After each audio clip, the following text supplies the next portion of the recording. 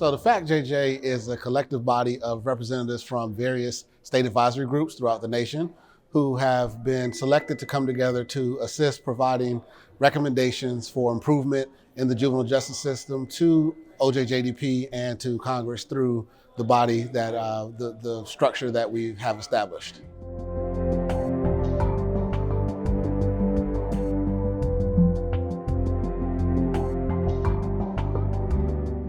So the priorities are really to assist the administration in hearing from the states in a collective and individual manner on ways in which they can help to improve their capacity of being able to comply with the standards of the Juvenile Justice Delinquency Prevention Act primarily, and also to ensure that Title II funding is spent appropriately at the state level and that states are in compliance with the requirements of the requirements of that funding. My priority for the Federal Advisory Committee on Juvenile Justice is to make sure that our youth in the state of Louisiana are appropriately serviced. And that includes their sentencing, youth development programs. That's my primary focus, and making sure that they have adequate use of their leisure time. So focusing on intervention and prevention before they even enter the justice system.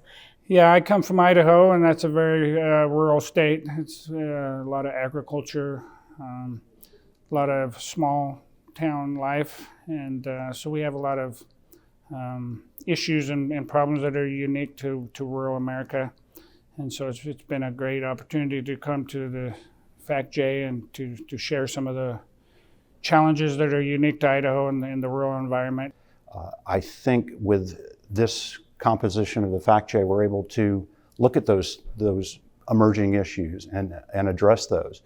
So yes, we're charged with making sure that the Title II formula money is spent appropriately and how that happens and how that happens effectively. But we're also able to look at bigger issues in the juvenile system and those emerging issues that we're hearing about from local communities across the country. And we've got some great members across the board that I think really lend expertise that are going to help us give the administrator and Congress the information and the advice that they need.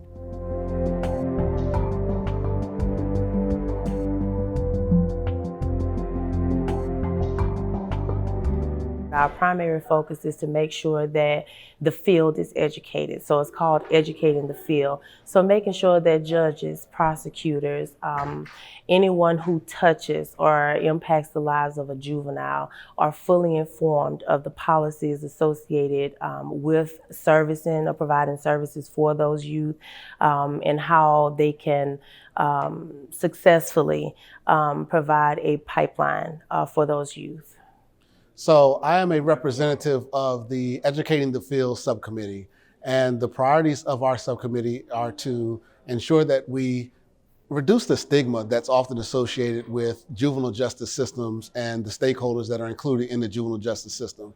So we hope to be able to improve general knowledge and general understanding of the professional standards that are a part of a lot of the work that we do in the juvenile justice system, and across stakeholders that all of our positions are perceived as or in line with what we know them to be as being professionally sound and being an important part of how we help redirect the lives of children who are involved with the juvenile justice systems. I'm on the Special Topics Subcommittee, and we are working on rural community issues.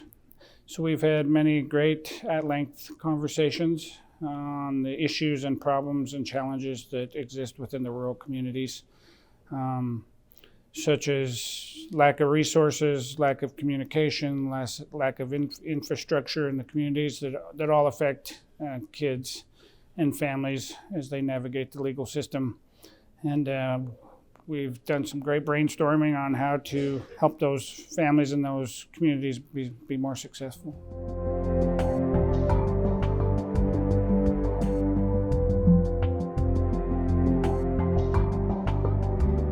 So we're getting great support for the subcommittee work.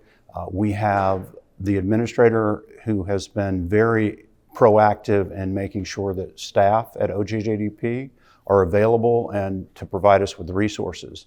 In addition, she's gone out across other federal agencies So we have folks from the Office of National Drug Control Policy, we have folks from DOE, Department of Education, that have come in and they're lending their expertise and their support so we can help make this a better system. As far as collaboration goes, it's critical. It was something that in my career in Georgia that we had to focus on.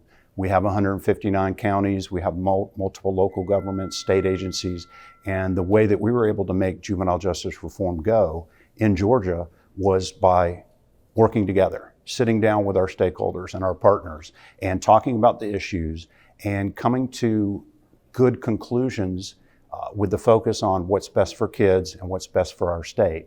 And that is the same approach that the Administrator Harp has taken. Working with the FACJJ and our OJJDP partners has just been a great experience. There's a level of communication and trust and collaboration that is great to see, that quite often you don't see between different agencies and states, and it's been refreshing to just see everyone come together, work together for a common goal, and to make some good goals, and eventually we're going to make some great changes. We're not an isolated problem. Juvenile justice youth cross multiple systems. Education is key, so having a Department of Education, substance abuse issues, behavioral health issues, those are all things that enter into a kid's life and his or her family's life when they come into the juvenile system. So it's critical to have those partners working together.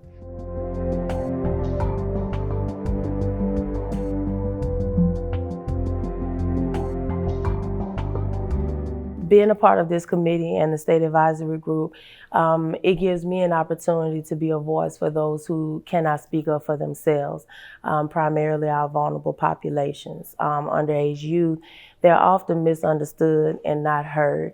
And they typically, when they are heard, they're acting out, which means that they have not had any type of intervention prior to that. And just looking at the lack of opportunities, the transportation issues, the barriers that are faced with many of the youth, the desire is often there, but the opportunities and the avenues to provide a better infrastructure, if you will, or opportunity is not often present. So I wanted to be the one to give that back to some of the youth. So we often hear, be the change that you want to see. I am her. I've been in the juvenile justice profession for 25 years, and over that time period I've worked with hundreds, thousands of families. And there's nothing better than seeing a kid that you worked with 15, 20 years later, and they have their own kids, and they're being productive members of the community, and they're no longer involved in the legal system, and you see them being successful, and what a great blessing that is to the community. That's the driving force for my involvement in juvenile justice and the FACJJ, is to help young people get through their problems, get through their struggles, move on, and have a happy and successful life.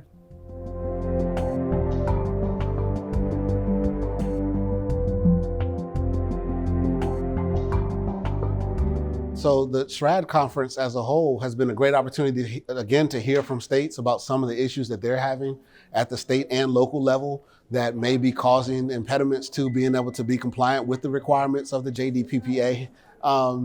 And how we can really help them to become compliant as needed, and overcoming some of the obstacles or hurdles that prevent best outcomes being achieved. So it's been a great opportunity to hear from the states.